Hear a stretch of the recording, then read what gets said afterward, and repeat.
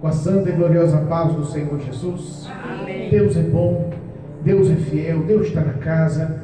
E o projeto do Senhor nessa noite é realmente nos unir ao Senhor. Amém. Nos ligar ao Senhor. E Deus me deu uma palavra tão forte.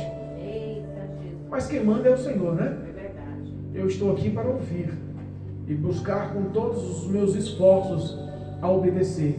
Aleluia. E eu sei que o fim de toda a direção do Senhor é vitória. Eu sei que o fim de toda a direção para a vida do homem é unir o homem a Deus, é deixar o homem as suas mazelas e pecados e trazer o homem para um caminho de vida plena, abundante, de paz, de felicidade. Aleluia. Nós sabemos que o Senhor tem promessas e as promessas do Senhor são muito boas. E nós sabemos que o que o Senhor prepara para nós é sempre eterno. O que vem do alto, o que o Senhor nos traz do alto, pode ter certeza que nos traz recompensa. Amém? Amém. Jeremias, livro de Jeremias, capítulo 13. O tema da leitura: o cativeiro é representado por um cinto de linho. Amém? Amém. Versículo 1, aos que nos acompanham pelo YouTube e Facebook, pegue a Bíblia Sagrada em nome de Jesus e acompanhe a meditação para a glória de Deus. Versículo 1 diz: assim me disse o Senhor, vai e compra um cinto de linho e põe-no sobre os teus lombos, mas não os meta na água. E comprei o cinto conforme a palavra do Senhor e o pus sobre os meus lombos. Então veio a palavra do Senhor a mim segunda vez, dizendo: toma o cinto que comprastes e traze-o sobre os teus lombos, e levanta-te e vai ao Eufrates e esconde-o ali na fenda de uma rocha. E eu fui e escondi junto ao Eufrates, como o Senhor me havia ordenado. Sucedeu, pois, ao cabo de muitos dias, que me disse o Senhor: levanta-te, vai ao Eufrates e toma dali o cinto que eu te ordenei que escondestes ali. E fui ao Eufrates e cavei e tomei o cinto do lugar onde havia escondido. E eis que o cinto tinha apodrecido e para nada prestava. Então veio a minha palavra do Senhor, dizendo: assim diz o Senhor, do mesmo modo farei apodrecer a soberba de Judá e a muita soberba de Jerusalém. Este povo maligno que se recusa a ouvir as minhas palavras, que caminha segundo o propósito do seu coração e anda após os deuses alheios para servi-los e inclinar-se diante dele, será tal como este cinto, para que nada presta. Porque como o cinto está ligado aos lombos do homem, assim eu ligarei a mim toda a casa de Israel e toda a casa de Judá, diz o Senhor, para me serem por povo e por nome e por louvor e por glória, mas não me deram ouvidos. Amém? Até aqui. Amém? Louvado seja Deus. Quando a Bíblia nos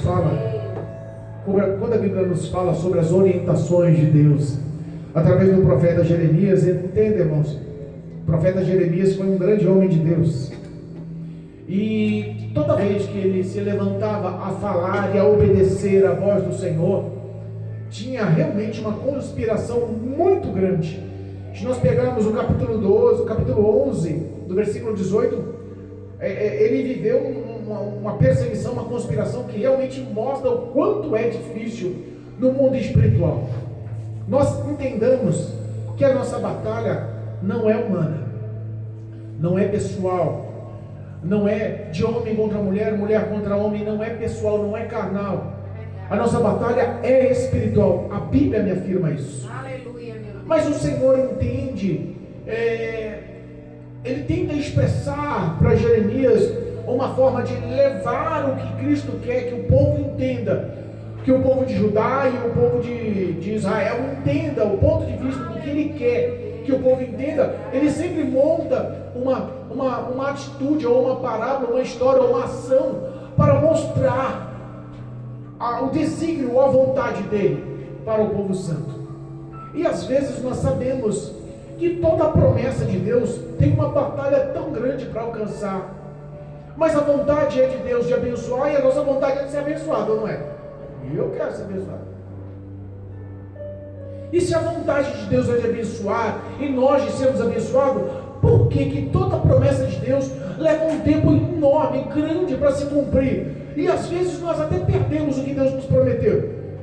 Alguns dizem em pregações que o que Deus promete, o que Deus fala, cumpre, Ele não volta atrás. A promessa de Deus é real, é fato, mas entenda, às vezes Deus faz a promessa, mas nós não conseguimos alcançar e perdemos o que Deus nos prometeu. A parte de Deus é real, cumpre, o que Ele prometeu Ele faz, mas às vezes nós não conseguimos estar no papel de receber. Entenda, o povo de Israel estava num projeto de constante pecado, de constante erro. E nós sabemos que a luta daquele povo para a sobrevivência, a luta daquele povo para expandir, e a luta daquele povo para andar com fidelidade, era realmente difícil. Primeiro, era o povo escolhido. Segundo, o diabo sabia disso. O diabo sabia disso. Como o diabo sabe das minhas e das tuas dificuldades, ou não sabe? Para nós anda tudo fácil, irmã Maria. Quantas vezes nós lutamos? Quantas vezes nós choramos? Quantas vezes nós se prostramos ao Senhor? Quantas vezes não temos força? Quantas vezes nós padecemos? Quantas vezes nós vacilamos? Quantas vezes nós pecamos? Quantas vezes nós tropeçamos? Eu falo nós porque eu sou igualzinho a vocês. Não é porque eu estou com o microfone aqui na mão, pregando, que as pessoas pensam que você é maior ou melhor. Não. Somos sujeitos a todo tipo de angústia e tribulação. E nós lemos hoje na mensagem oficial e nem foi combinado que nós passamos por tribulação, mas também passaremos pelo conforto, pela reconciliação e pela vitória que o Senhor tem nos preparado, o consolo que o Senhor tem nos preparado. Nós sabemos que o Senhor nunca abandonou o povo de Israel, nunca. Por mais que o castigo foi árduo, porque Jeremias já estava profetizando o que ia acontecer lá no reinado babilônico, estava profetizando o que Deus estava falando para aquele povo há muito tempo, pelos 70 anos que ficariam no reinado babilônico como escravos, cativos, padecendo e chorando, mortos foram ficar ali. 70 anos é muito tempo. As pessoas não entram numa situação assim eu estava conversando ontem com o Danilo, o rapaz que veio participar do culto semana passada aqui, e nós estávamos conversando, e eu falei para ele: vem cá, responda para mim. Nós entendemos qual é o projeto de Deus. Nós entendemos que o Senhor Jesus na cruz do Calvário nos trouxe a oportunidade de salvação por intermédio de Cristo, a se reconciliar com o Pai pela eternidade. E a oportunidade da graça está agora. O que você vai fazer com a oportunidade da graça que está se abrindo para você agora? Meu Deus. Não, pastor, eu vou abraçar, e eu vou me estabelecer, e eu vou... Então, às vezes, Deus tem que dar um choque, né? Às vezes nós passamos por um choque para entender: peraí, meu caminho está errado, a minha postura está errada, os meus pensamentos estão errados, o meu coração está me guiando para o local errado.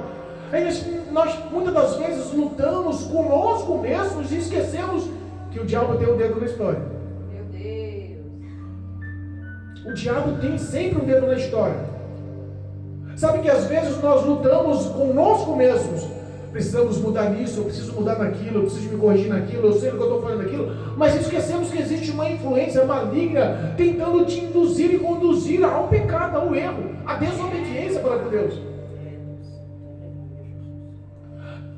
O próprio Deus olha para Jeremias e fala: Jeremias, olha aqui, parece ser uma coisa tão simples, né? Nós lemos aqui que Deus fala com Jeremias: Jeremias, levanta-te, vai e compra um cinto de linho, ata-o à sua cintura, prende-o à sua cintura, e não põe ele na água.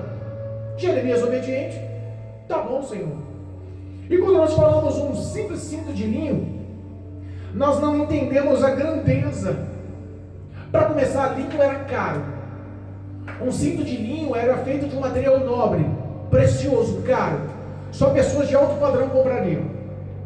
Viveria com o cinto daquele. E o linho tem uma interpretação, um significado espiritual. Olha o que próprio Deus nos comparou com o cinto de linho. Porque se o cinto de linho representava o povo de Israel, o povo de Judá, primeiro ele falou: compra esse cinto de linho e ata a sua cintura. E o cinto de linho representa espiritualmente pureza. Olha o que Deus espera do povo de Israel. Olha o que Deus espera da gente. Ele nos tem como povo o cinto de linho representava santidade, Glória a pureza, Deus. santidade, justiça espiritual. Aleluia. Era isso que o próprio Deus falava com Jeremias. Jeremias, compra o cinto de linho. Porque depois ele não entendeu, mas obedeceu. Ele comprou, pôs na sua cintura, não pôs na água. E o Senhor falou assim: agora pela segunda vez o Senhor fala com ele. Agora vai até a margem, ou até a beira do rio Eufrates. E lá encontra a fenda de uma rocha, cava, enterra, guarda ele. Parece pequeno a história. Mas de Jerusalém para o rio Eufrates, a distância é em torno de 500 quilômetros. A gente entende umas ordens dessas? Se Deus falar para a irmã Silvia, compra um cinto e sai daqui, vai lá para Belo Horizonte. E esconde lá em Belo Horizonte. Mas Senhor, podia acontecer, não podia. É muito longe. Tem que ser lá, não pode ser no rio aqui perto. Eu não posso cavar atrás da minha casa e guardar. Eu não sei qual é o projeto, mas não posso. Porque se são 500 quilômetros, nós não estamos falando de pegar um ônibus no Tietê. Não. Nós estamos falando em parar no aeroporto, pagar uma passagem de avião e em alguns minutos chegar lá. Não. Nós estamos falando de um tempo que o projeto de transporte era o lombo de um animal, ou muitas das vezes a pé. O que Deus pediu para ele fazer demoraria semanas ou até meses numa caminhada de ida e volta. Mas ele obedeceu. Ele obedeceu. Sem compreender. Sem entender nada, sem compreender nada. Ele decidiu obedecer. Fez uma longa caminhada. 500 quilômetros para ir, 500 para vir. É chato, gente. É longe. Está quase aqui na divisa da Bahia. É longe, mano. Para ir a pé. Foi lá e obedeceu. Guardou, escondeu na fenda ou debaixo de uma rocha, não sei. Cavou e escondeu aquele cinto de linho precioso. E sem entender, ele volta. Muitos dias, a Bíblia fala que a cabo de muitos dias, para um linho naquela qualidade, um cinto naquele produto de qualidade chegar a apodrecer, demorou muito tempo. Deve ter demorado muitos meses. E de repente Deus fala para ele: Jeremias, volta lá no Eufrates. Oh Senhor, mais 1000 quilômetros na canela. Volta lá e pega aquele linho. E ele foi. Quando ele chega lá, ele descobre, cava, pega o cinto na mão, ele vê que o cinto estava 100% podre, apodrecido, para nada prestava. E aí Deus revela o mistério para ele. Está vendo esse cinto na sua mão? Esse cinto na sua mão é a representação espiritual do povo de Israel, do povo de Judá. O povo que eu amo está assim espiritualmente perante mim, apodrecido e para nada serve. A pureza que eu espero daquele povo está apodrecida. A santidade que eu espero daquele povo está apodrecida. Sabe, a justiça que eu espero daquele povo está apodrecida. E aí eu fico pensando, quantas vezes nós desviamos os nossos passos? Quantas vezes nós tropeçamos? Sabe que essa influência, ela está em todos os lugares nos dias de hoje, de tentar te afastar da vontade de Deus e apodrecer a nossa vida perante o Senhor. Muitos estão se apodastando da fé, estão abandonando a fé, estão realmente esquecendo de Deus. Mas como, pastor, as igrejas estão crescendo, mas menos dentro das igrejas estão abrindo mão da verdade, estão abrindo mão da justiça, estão abrindo mão da pureza, da santidade. Olha só, se aquele cinto representava aquele povo, o povo de Israel e o povo de Judá, hoje possamos falar que aquele cinto de linho que o Senhor tanto qualificou a comprar o melhor, pediu para Jeremias comprar o melhor, atá-lo à sua cintura, representa hoje a igreja de Jesus Cristo sobre a face da terra. Representa as dezenas ou centenas de placas de igrejas cristãs sobre a face da terra. Mas se nós fazemos um breve resumo, não precisa ser longo não. Nós vemos a santidade, a pureza ou a justiça nas igrejas que o Senhor espera nos dias de hoje. Meu Deus. Eu vi nessa semana um vídeo de um pastor extremamente famoso, de uma das igrejas mais conhecidas de São Paulo e do Brasil, dizendo que se alguém entrar na casa dele para tentar de alguma forma afligir a família dele, leva bala, vai matar uma bala. Gente, o não matarás dos mandamentos do Senhor, perdeu a essência. Sabe o que acontece? As pessoas realmente estão achando que tudo que passamos e pode testemunhar ou te favorecer para você continuar pecando. Uma notícia triste. Eu achei triste, porque eu sempre me baseei em grandes pregadores daquele ministério. A igreja presbiteriana do Brasil, uma igreja extremamente conhecida, que tem centenas de ministérios no Brasil, de grandes homens de Deus que pregam a palavra através da igreja presbiteriana. Eu fiquei sabendo que ela começou a aceitar, a se tornar uma igreja inclusiva.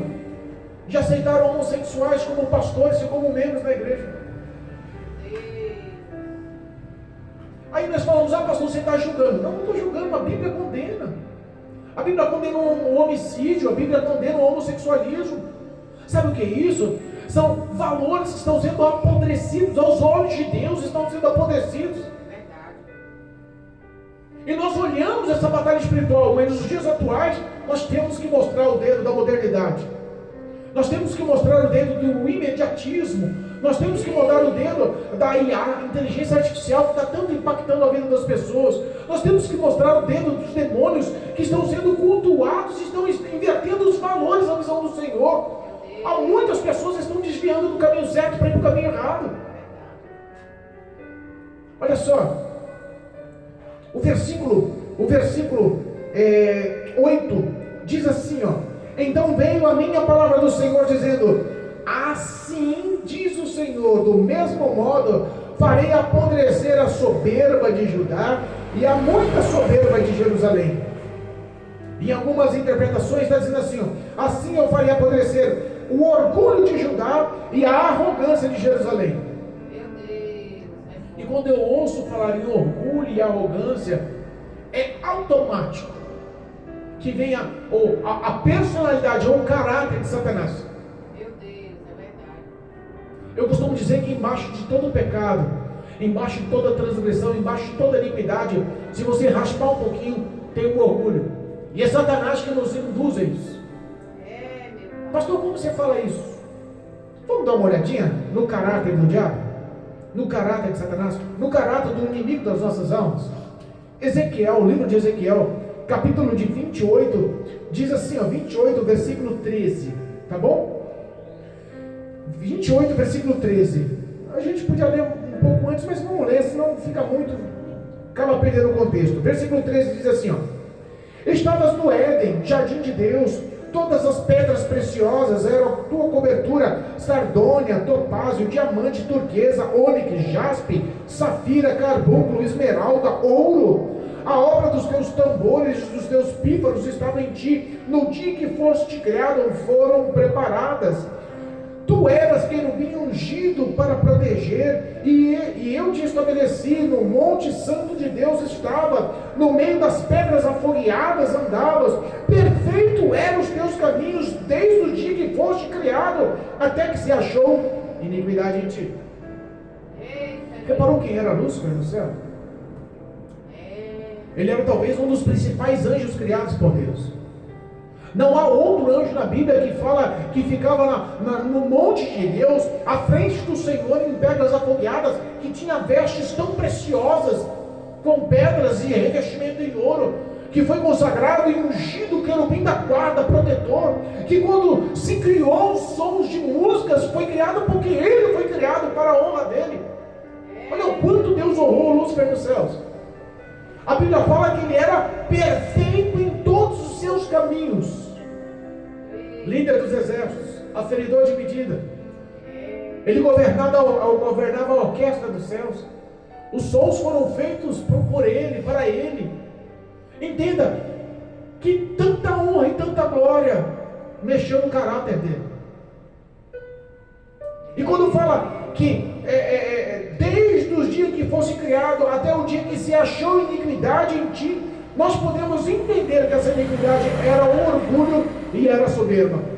Por quê, pastor? Os próximos versículos nos mostram. Versículo 16: na multidão do teu comércio se encheu o teu interior de violência e pecastes pelo que te lancei profanado fora do monte monte de Deus e te farei perecer, ó querubim protetor entre as pedras afogueadas. Elevou-se o teu coração por causa da tua formosura. Formosura é beleza. Elevou-se o seu coração. O que é elevar o coração por ser bonito? Orgulho. Parece que a gente luta para ficar bonitão todo dia, né? É, não é? Passa um pentinho, quer botar uma maquiagem, botar uma roupa nova. Anda, se a gente andar desfilando no shopping, é uma vitrine de luxúria que a gente fala, eita, se eu fosse milionário eu ia gastar um montão. E eu não ia. Fala a verdade. A Mara dá uma risadinha ali, né, Mara? Eu sei, né, Mara? Imagina, né? De repente, o diabo conhecendo o desejo do nosso coração, fala assim, ó, eu vou te dar 5 milhões para você dar uma passeadinha no shopping e comprar o que você quiser. Qualquer coisa, fica à vontade, hoje é o teu dia. Misericórdia. A maioria das pessoas não negariam. Por quê? Procura ser bonita, procura ser bonito, procura isso, porque isso lhe causa o quê? Uma grande autoestima. Aos nossos olhos humanos é isso. É bom ter dinheiro e comprar o que lhe agrada, é ou não é? Mas e se isso corroborar contra, corrompendo você? Te fazendo orgulhoso, te fazendo soberbo. Isso daí era o caráter do diabo, do Lúcifer nos céus. Porque ele tinha muita influência. Ele era comandante de muitos anjos no exército. Ele governava a orquestra, muitos tinham ele como principal. Então, aos olhos de muitos, ele era um grande exemplo. Então, ele se sentiu, primeiro, ele era perfeito em formosura. Um homem ou uma mulher se intitular ser perfeita na beleza, perfeita na estética, já é um tabu fora do sério. Pois bem, a Bíblia fala, o próprio Deus fala, que ele era perfeito na sua beleza. E eu sei que Deus faz com formosura, faz com perfeição, faz com dedicação. Nada do que Deus faz, se a gente parar para analisar, é feio. Nada. Olha a natureza. Quantos pássaros lindos nós vemos, quantos peixes lindos nós vemos, quantas aves, quantos animais, quantos montes, quantas florestas, a neve. Tudo que a gente para analisar é ou não é de encher os olhos. Às vezes nós vemos aquele cenário, né? Nos filmes, nas televisões, nos vídeos, nas séries, nós vemos aquele cenário bonito. Nossa, que local lindo de se morar. Deus que fez. Mas sabe que quando chega no coração do homem, o coração do homem luta contra Deus. É verdade. E aí vem a influência do diabo nos dias de hoje. Aí vem a influência dos demônios nos dias de hoje. Ele procura colocar no coração do homem o desejo que ele quer. Ele procura colocar no coração do homem o desejo que ele sabe que pode gerar o pecado. E o pecado é a única coisa que afasta o homem de Deus. Ele olha só o que o próprio Deus fala. Versículo, lá na leitura oficial, Jeremias capítulo 13, versículo 13, 10 diz assim: este povo maligno, que se recusa a ouvir as minhas palavras, que caminha segundo o propósito do seu coração, e anda após os deuses alheios para servi-los e inclinar-se diante deles, será tal como este cinto que para nada presta. Meu Deus, é bom. Entenda que o orgulho e a soberba, a arrogância. A Bíblia fala que o orgulho precede a ruína, né? É verdade. O povo de Israel foi destruído pelo orgulho. Meu Deus. E sabe qual é a influência do diabo para tentar conduzir o coração do homem a esse tipo de situação? A adorar outros deuses, a servir e se inclinar a outros deuses, a fazer o homem confiar mais no seu coração, nos seus sentimentos, do que no próprio Deus, do que na Escritura.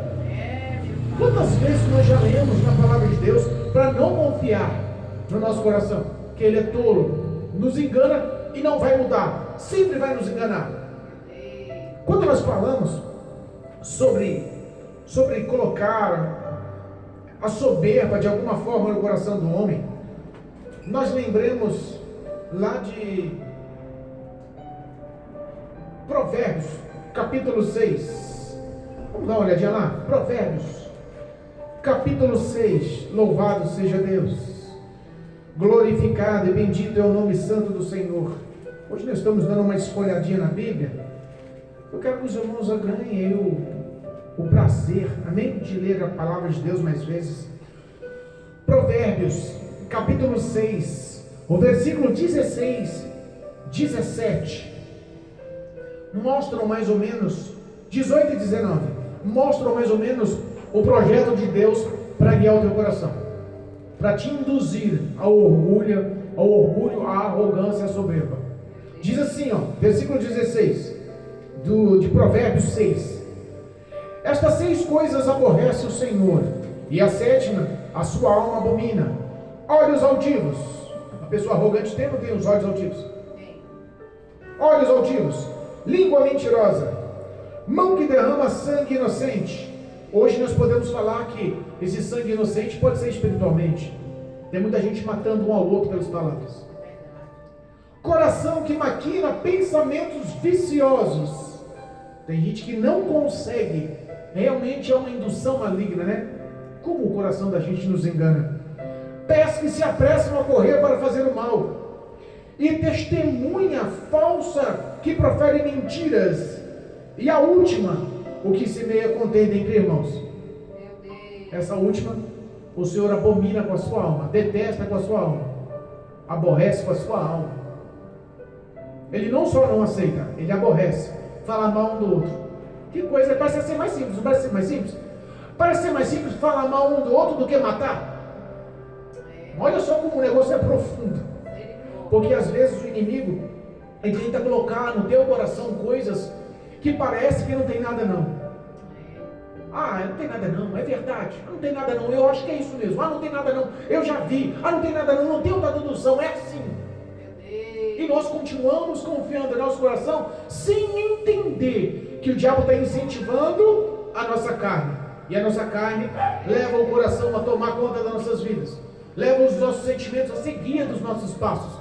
Leva o nosso coração a pecar contra Deus. E às vezes nós nem sabemos que estamos pecando. Ou estamos entristecendo a própria alma do nosso Deus. É, meu Deus. O diabo, ele é extremamente inteligente. Não pensa que ele não tem poder de persuasão para te enganar. Às vezes ele fala 10 verdades e te cata numa mentira. E quando cata numa mentira, te aprisiona. Meu Deus. Te aprisiona. E o homem se enfraquece. E o homem cai. E o homem perde a força de orar. O homem fica tímido na presença de Deus, porque o pecado gera isso, timidez. E o homem começa a passar sofrimentos e dedicações que ele expressa para o Senhor, já não tem mais efeito. Começa a sofrer e padecer.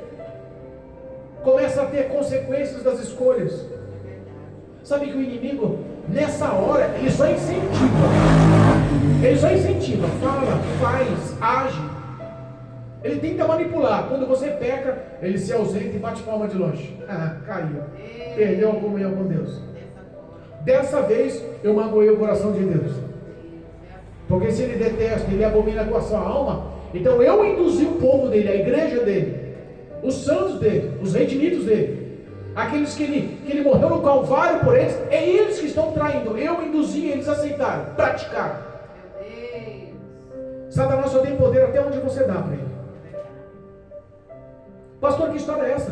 O diabo é poderoso. É, mas o nosso Deus é o todo poderoso. Aleluia. Se estamos numa batalha espiritual, estamos do lado certo dessa guerra. E o lado certo da guerra é o lado de Jesus Cristo, o Salvador.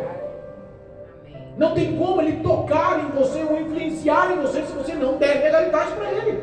Ele vai até onde você vai, até onde você deixa. Olha, chega. A minha vida tem uma nova administração, o Espírito de Deus. O meu coração é templo do Espírito Santo. A minha casa, a minha família, o meu lar, os meus filhos, o meu marido, a minha esposa, tudo que é meu, hoje é consagrado ao Senhor Jesus. Na minha casa, quem manda, quem governa é o Espírito de Deus. Tudo que for maligno, toda a ação demoníaca que tenta destruir a minha intimidade com Deus hoje, vai cair por terra em nome de Jesus. Sabe por quê? Porque o que Deus deseja é tão lindo e ao mesmo tempo é tão simples. É tão lindo e tão simples. O versículo 11 diz assim, e já estamos encerrando, olha o tempo que vai rápido, né? Jesus maravilhoso.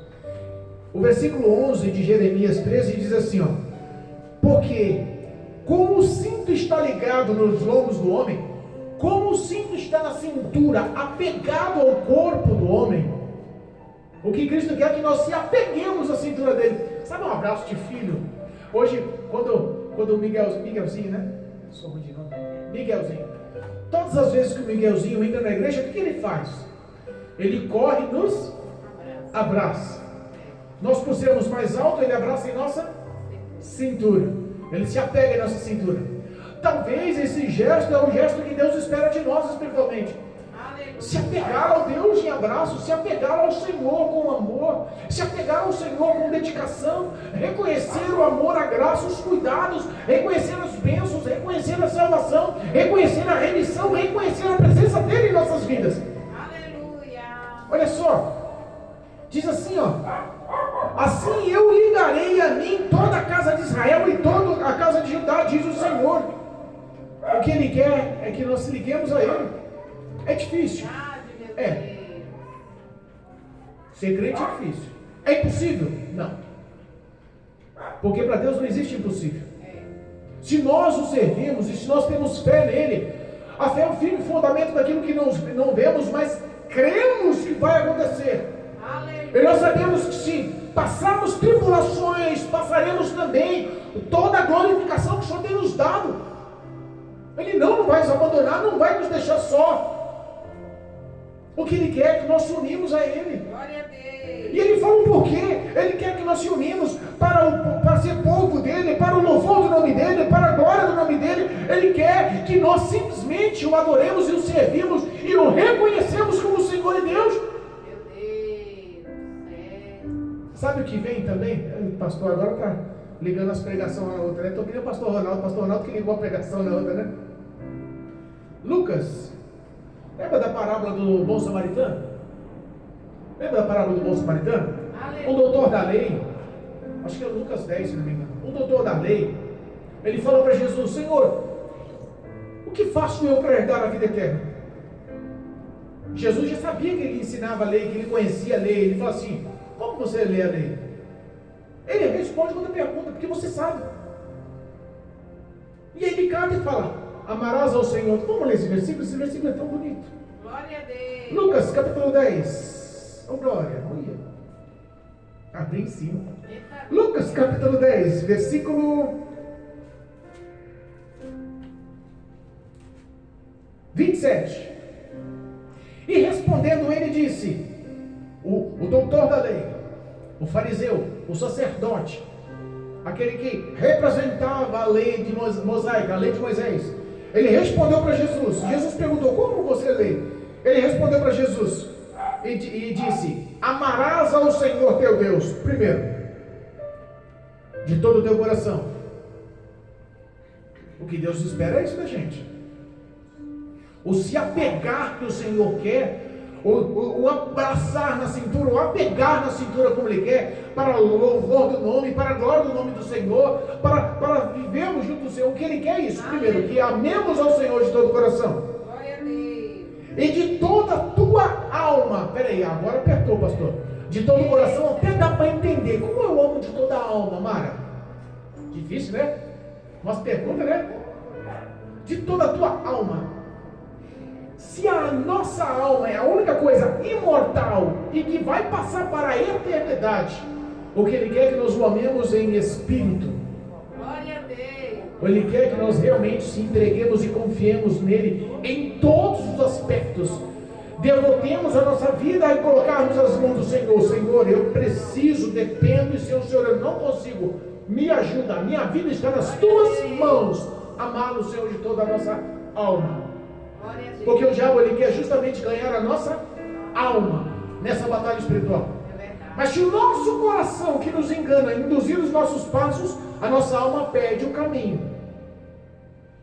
O nosso amor se desvia de Deus da nossa alma. Amar ao Senhor teu Deus de todo o teu coração, com toda a tua alma, com todas as tuas forças. Agora chegamos num ponto aqui que, para nós entender, será que nós estamos amando a Deus com todas as nossas forças? Força não é força de ficar levantando peso, não, na academia. Estou amando Deus, estou ficando fortão, musculoso, bonitão. Não, isso não. Tem uns evangelhos sendo pregados aí complicado, não é isso não? A toda a nossa força física, mental, intelectual. Eu quero amar ao Senhor, tendo comprometimento e honrando, mesmo que isso me leve ao estresse, ao cansaço. Quando Deus fala, quando Cristo fala que aquele que não abandonar pai, mãe, irmão, irmã, filho, filha, por amor de mim, não é digno de mim, para pensar, o esforço que não seria isso. Meu Deus. O presbítero Elson pregou no domingo passado, que ele conhecia um, que quando parece que a esposa morreu, ele desviou. A esposa dele morreu e ele se afastou dos caminhos do Senhor. Não, o Senhor tirou minha esposa, eu não quero saber do Senhor. Ele poderia se esforçar ou não? A nossa força. Pastor, mas e se minha mulher nunca mais quiser saber de Jesus? Eu vou continuar orando por ela, mas eu não vou abandonar Jesus, porque eu tenho comprometimento e a minha força vai mostrar isso. Aleluia. E se meu filho não quer saber de Cristo? E se minha mãe, e se meu pai? E se eu ficar desempregado? E se eu ficar doente? E se eu começar a passar necessidades? O que pode te separar do amor de Cristo? Tribulação, nudez? Deus te ajudarei. Para pensar que tudo corrobora, se você é fiel, a estar na presença de Deus. Isso representa a nossa força em se manter na presença de Deus, com todo o nosso coração, com toda a nossa alma, com toda a nossa força e com todo o nosso entendimento. Agora o entendimento entra no que o pastor tanto luta para vocês, né? Vai abrir uma palavra, o pastor corre aí. Acho que essa é a única igreja que faz isso. Eu nunca vi uma igreja na face da terra fazer o que a gente faz aqui. Não só eu, minha esposa, a pastora e os que estão ao redor e ajudam a outro. Correm aí para ajudar a abrir o livro quando tem dificuldade.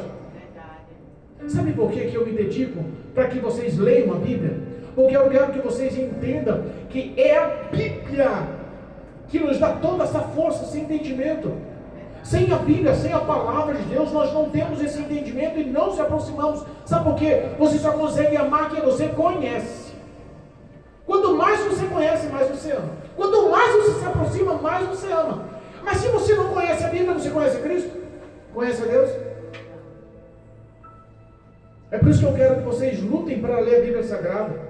É por isso que eu quero que vocês lutem diariamente para ter sim esse prazer de diariamente eu vou ler um capítulo da Bíblia. Pastor, um capítulo é muito. Eu não tenho tempo, tenho muita obrigação. Priorize. Doutrine o seu tempo. Aleluia. Pastor, mas está complicado. Então se eu levanto às 6 da manhã, eu levanto 5:30, porque meia hora eu vou me dedicar para ler a Bíblia. É assim, Jesus. Doutrine o seu tempo. Glória a Deus. Pastor, mas eu estou tão cansado, mas às vezes no teu momento de cansaço, na hora de você descansar para recuperar suas forças, a gente liga a internet, liga a televisão, a gente vai bater papo na esquina. Corta isso. Aproveite o seu tempo para ganhar entendimento, porque amar a Deus também de todo entendimento muda a nossa vida. Não há outro a não ser o caminho, a não ser a palavra de Deus que mostra o caminho da verdade, o caminho que nos liberta, nos transforma.